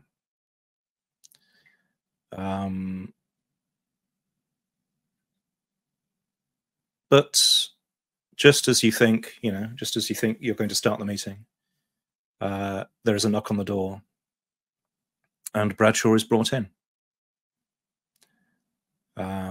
He's dressed in sort of, quite anonymous jogger and t-shirt, that sort of thing. And he looks kind of worn and maybe a bit pale. But yes, he's back with you. I will mutter under my breath, which Nidri might hear, because Nidri will be interested. They finished the ritual. All Nidri is thinking. All Nidri was thinking was like, I really want to ask him about what happened, but I'm not sure that's a good idea. And yes, Thorn is there as well, actually. So probably in some sort of jumpsuit style thing. He's not got his leathers on there. And yes, so William Hargreaves looks at you all and says, well, Mark, we owe you an apology. The rest of you, this is what happens if, or what can happen if you miss something. Those photographs, we clearly there was one photograph that one set of photographs that Thorn here failed to pick up, and so everything came unraveling. But well, I'm glad you're still with us, Mark. How do you feel? Tired. I'm sorry we had to take you away like that, but you understand we didn't really know what we were dealing with. It seems, at least, that whatever happened hasn't compromised you. Essentially, you've spent a week or so in a secure facility, being under strict observation, with a lot of tests. Maybe even you might have seen that box again. They might have asked you to hold the handles of the receiver whilst someone else listens in and replays some of your memories.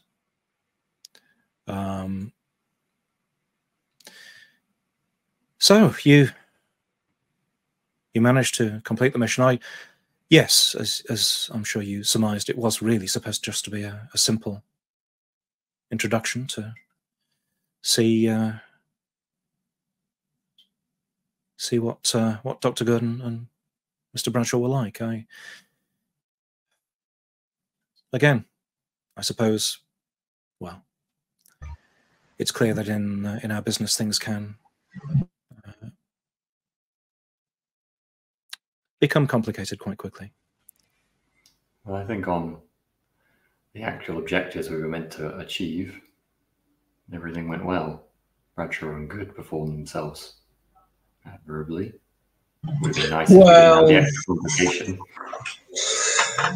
Aside from the formal complaints that I've already registered, which is basically me just Conti immediately complaining that DeWitt blows covers and is completely unworkable and should never be allowed into the field. Good clearly demonstrated skills in the field and kept ahead. Bradshaw appeared distracted, but did note a number of clues. I think that it's clear that we'll need to send Bradshaw out for at least one more training mission to properly evaluate his skills, and he's not under the influence of some kind of thing. That's like some version of that is what Conti will just say.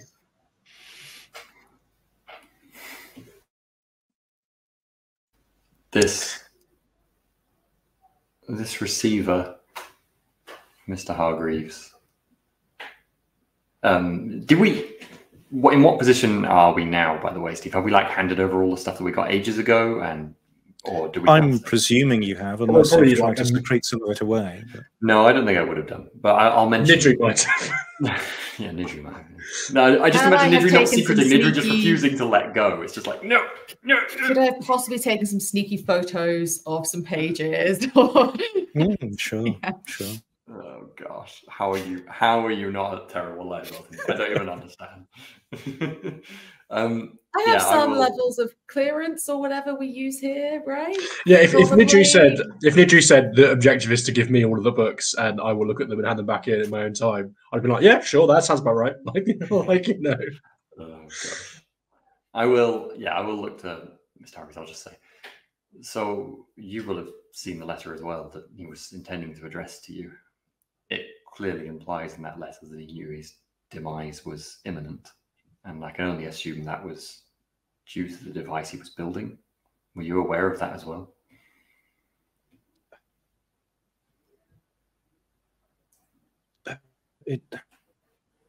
I wasn't, well, I didn't think that the device could cause that. I understood that there would be a mild cost. There always is, but not to the extent of draining someone's life. I wonder whether, well, Dr. Good, I suppose, a question for you. How do you think he died? Do you think the device did it, or is it possible that what evidence did you manage to collect? Have I had time in the interceding time to run any tests on any of the things we recovered? Sure. Yes. What? Did you have anything specific? I think I'd want to know anything, or if there's anything strange about the soil in the jar. I'd probably run like a basic tox heavy metal kind of screen on that. Yeah, it's definitely not usual. You know, it's not sort of UK standard soil, and Justin would, I'm sure, be able to give you all sorts of. It's what kind clearly, of podzol is it? It's not usual. There is something odd about it, but you can't really put a finger on. It's not. Put it this way: it isn't toxic. It didn't. It hasn't killed. It didn't kill Arthur Mason through any sort of mechanism that you can detect. It's just weird soil. Then I would probably say, I think without a further understanding of the device, that's almost impossible to say. It's possible that the device may have taken something from him or poisoned him in some way, or simply that whatever he heard in the receiver, he simply believed that to be his end, and so it was. It's not a very scientific answer, but sometimes if someone believes they're about to die, then there's no reason not to. Yes. Yes, you might be closer to the mark than you realize. The work we do here,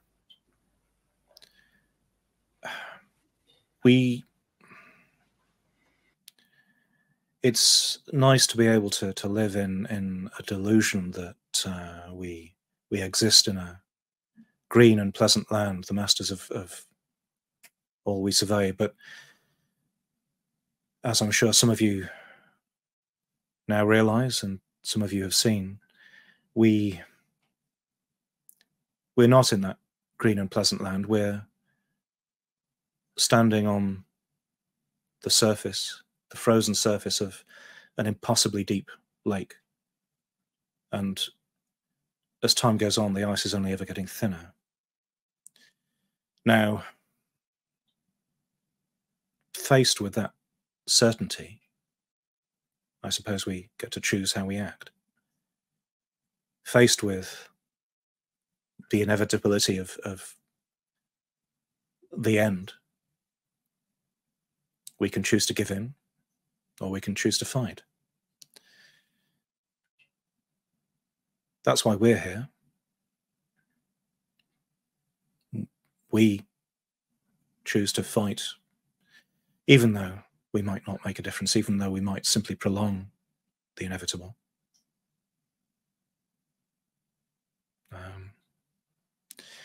I had hoped that Arthur was a good friend.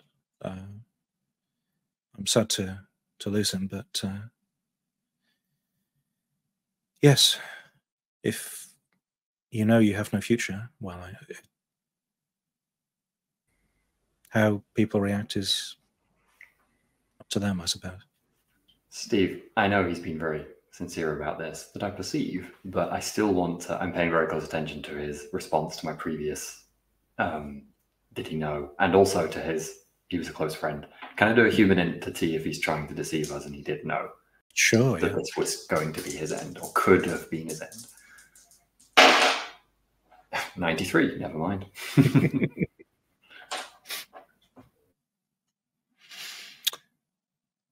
And on that, I think we will draw a veil over this particular series.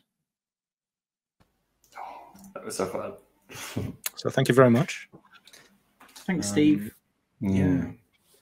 There was not some of the things I was expecting just to happen this episode. That was good. Oh, yeah. So exciting. Oh, I can't believe we actually did have the entity hunting Brad. Oh, I know that was an option you considered, Steve, but was that like your goal, or was that? There were many things could have happened. Many things could have happened. There were 4 fire extinguishers in the house. Incidentally, there were plenty of fire extinguishers in the house.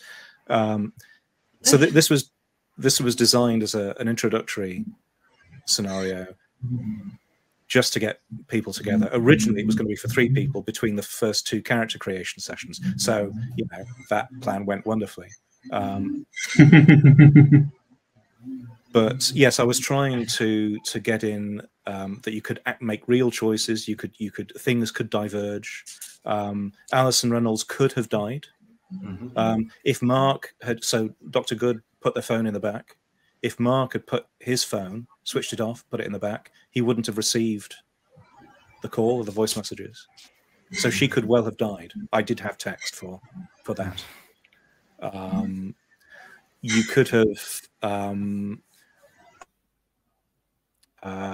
You could have tried to create a barrier. Obviously, causing doing rituals off the hat when you haven't read stuff is going to be challenging and probably not particularly successful.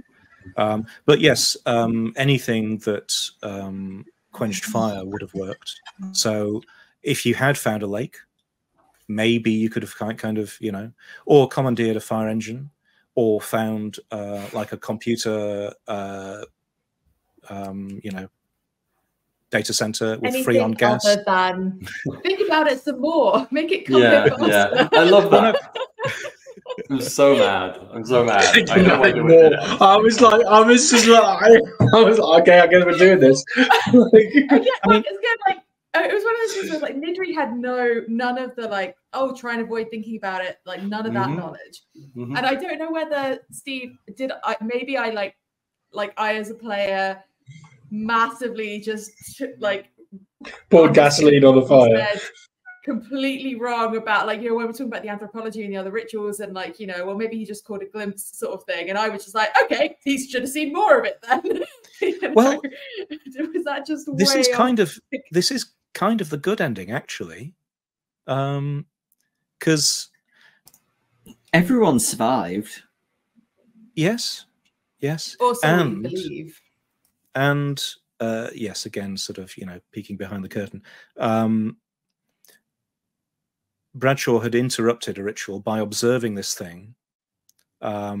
Basically the connection, the thing I had in my head was that if you see the ceremony but you don't commit to it, then you're diluting the essence of this creature, and it has to essentially snip off any loose ends and work round. And if you've seen it, either you pledge yourself to it, or which I'm sure the pledge has no negative consequences. Yeah, you did give your heart to it, right? Yeah. I mean, Steve just said the other option is it burns me. So yeah, no, just double checking though. No, sure. When we're talking about you gave your heart to the entity. From my perspective, I got the best outcome. But from the world's perspective, maybe what's going to happen with the Pisces agent who's dedicated his heart to some infernal force. Fine, pretty fine. There's no way that's the first time that's happened in Pisces. No way. Well, I honestly pictured, I know I put it in the private chat, but the point where like I collapsed on the floor and was scrambling backwards, I really thought that Conti was just going to take out a gun and shoot me in the head. I really Like genuinely, I was like, this is the last straw. Yeah. Conti's already considering this. DeWitt, I did if, wonder. if DeWitt got a second round, she would have drawn her gun and pointed it at you. So, And it was the because you felt the blast of heat at that point as well, didn't you? And DeWitt I has a was gun, they're but gonna think- chose not to use it. Instead, not just a ran. creature. What was the point in that? What's the point of even shooting? What's the point of fighting? For God's sake! It For was God's so close to Jesus PvP. Christ! So close. I wouldn't have shot Mark immediately. I would have pointed it at him, and if the creature I think- was still there, I might have I'll considered give you a it. round or two of just the fear of having a gun at point blank range. Yeah. Come on. I just want to raise or ask a question. Mhm. Did we all get private debriefs as well as this meeting with Hargraves? Because if so, Dr. Good would have definitely raised some points of concern about the established agents. This happens on every mission DeWitt goes on. Yeah. there would have been definitely. There would have been. Why do you think DeWitt is like still low rung despite But having Conti's been doing fine, this right? for 35 years? There's nothing negative you can say about Conti. There's nothing that's negative I can say about Conti to his face. That's good. That's good. Excellent. I mean, Conti would have had nothing to gain by shooting Mark, because unless he thought that killing you would stop the thing, but he was again. I think that is a few rounds down the line when you tried a few other things. Yeah. I mean, it would have stopped the thing. That's see, DeWitt was right. If it looked dangerous, I would have shot Mark, and I would have been right. And Sipping I like those from the word. ends. Well, yeah, from the word go, from the meeting in Hargreaves' office, like I knew that it's an option. It is a possibility that Conti might just, That's what he's there for. Exactly. So I have definitely learned that Mags is a liability in the field. Like, I swear to God, if you're playing this character again and we're doing anything field-based, I'm going to really struggle with Mags. it was so fun though, because like I didn't have it as like in mind as a particularly chaotic character, but I definitely do often end up. I think I do often end up playing characters who are a bit more sensible in some description. Not always, but like. Yeah, I definitely didn't Let go the and think madness you should loose. be that chaotic, but it's just, the kind of singular purpose does lead to a weird kind of chaos. But it's even things like, she didn't think to put gloves on and she was leaving fingerprints and somebody else was going around and cleaning those up after her and stuff, I kind of had an epiphany about halfway through the session where I was like, oh, this is the thing that happens at every company when you hire someone. You just go, well, we've hired them now. And there's not that many people who can do the job and who are willing to do the job. So, we just keep them around. There might be a massive liability, but we're not going to hire someone else. It takes so long to recruit. You're going to put the adverts up. I got to imagine with something like Pisces as well. It's like, well, we recruited them into the secret organization now. It is kind of we stick with them, or like there's no retirement package. No. Yeah.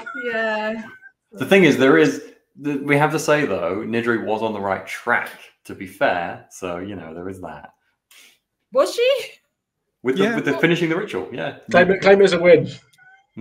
All right. Oh, that was so fun, Steve. Oh, I loved all the bits with Bradshaw having the visions of the creature and stuff. That was so cool. I really enjoyed that. Yeah. Really cool. Yeah, thanks, Steve. No, my pleasure. As someone who's not super familiar with the the only Call of Cthulhu and Delta Green stuff I've done is the stuff that we've done on Telling Tales, and I haven't read anything else around it or anything like that.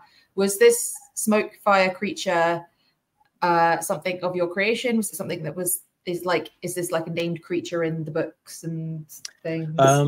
Yeah, so I kind of repurposed a fairly standard character block for an Ifrit. So yes, it's kind of, it didn't get much chance to do much. They can be quite nasty if you let them grow. It's all right. Wouldn't have been a problem. Would have shot Mark. Would have been fine.